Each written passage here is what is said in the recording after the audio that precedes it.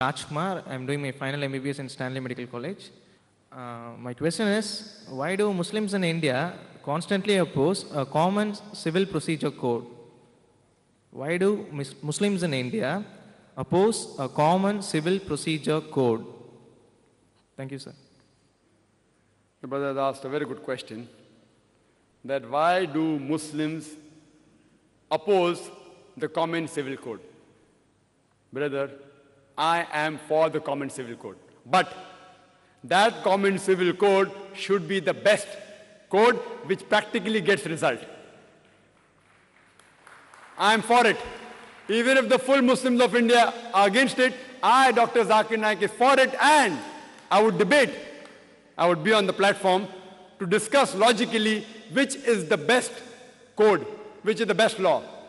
And you find this, that the law which is the most practical law, you implement that. I would advocate that let India have a common civil code. Common criminal code also. Why only civil code? Have common civil code, common criminal code, but we should have a dialogue that which is the best code. Like a Hindu lady who asked me that why does Islam allow a man to have more than one wife? I gave the answer.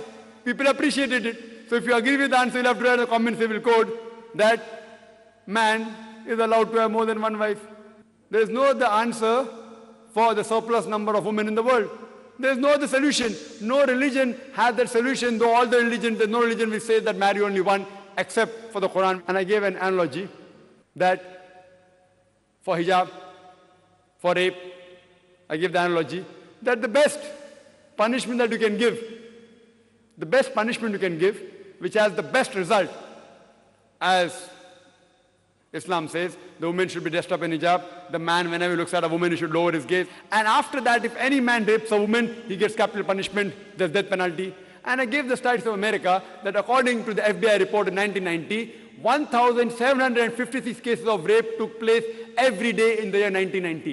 In 1996, according to the statistics of US Department of Justice, 2,713 cases of rape took place every day in the year 1996. That means every 32 seconds, one rape is taking place. You know, we are here since the past 2 hours. More than 200 rapes have taken place in USA from the time we are here. I say that if you implement the Islamic Sharia, that every man, when he looks at a woman, he should lower his gaze.